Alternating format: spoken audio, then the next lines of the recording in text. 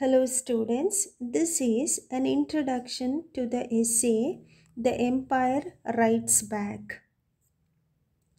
The authors of the book The Empire Writes Back, Bill Ashcraft, Gareth Griffiths, and Helen Tiffin, argue through their book that the term post colonial is the most appropriate to mark the specificities of literature from the colonies.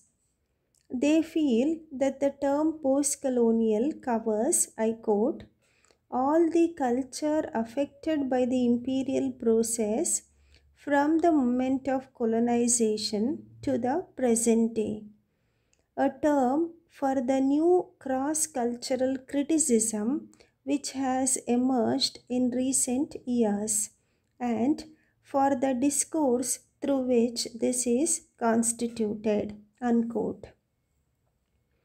By this description, the literatures of nearly three-fourths of the world, including the USA, except Britain and Europe, are post-colonial.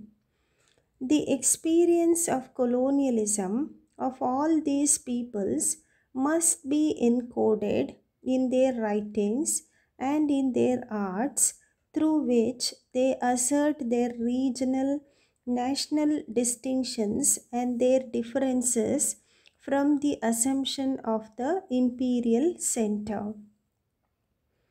It suggests an anti colonial practice of rejecting the master narrative of the West and seeking to replace it with counter narratives so that the colonized cultures could fight their way back into a world history written by Europeans.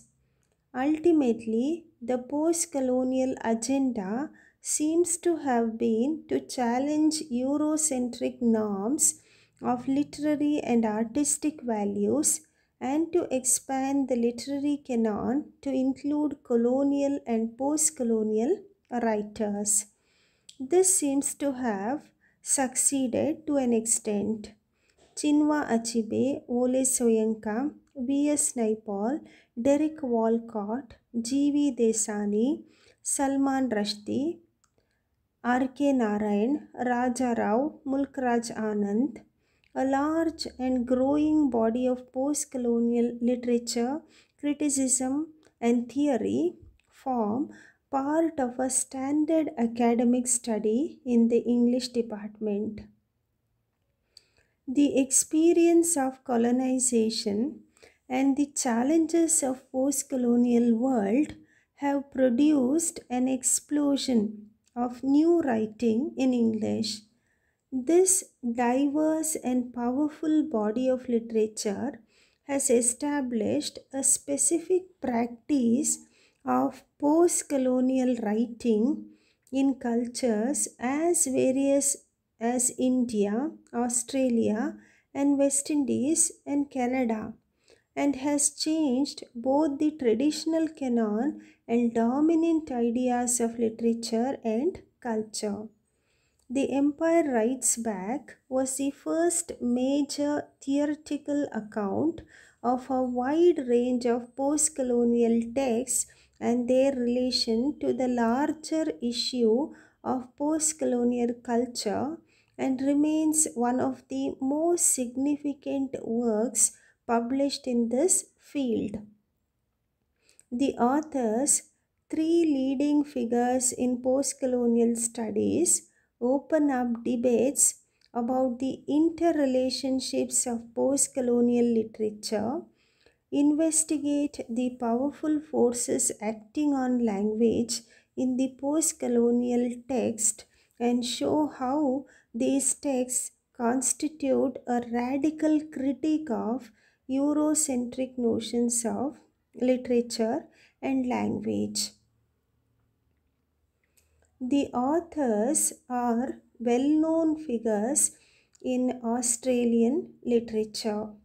The Empire Writes Back is not only an informative study of critical models of English language, writing outside Great Britain and the United States, but an intellectually and politically challenging contribution to the ongoing debate on the nature, place, and status of literatures that have variously and collectively called Commonwealth literature, new literatures in English, world literature in English, or post colonial literatures.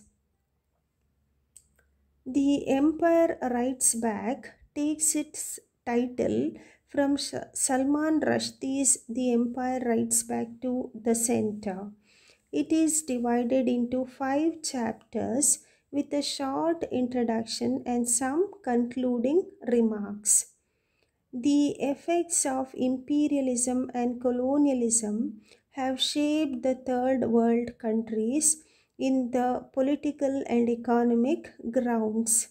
These countries experience a cultural hegemony which is better revealed in post colonial writings.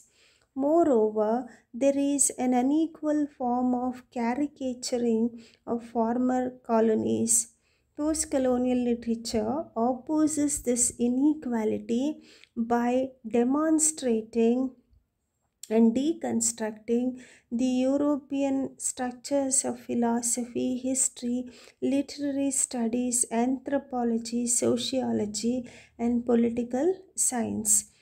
Post colonial writers attempt to reveal the cultural traditions that are concealed by the European theories. The authors of this book discuss the various kinds of experiences like migration, slavery, suppression, resistance, representation, difference, race, gender, place, and responses to the influential master discourse of imperial Europe. Post colonial works are a response to the historical and cultural dilemma of the colonies after the departure of the empire. Using English language, which is common across the world, post colonial writings bear with them the concern of the particular regions of the former colonies.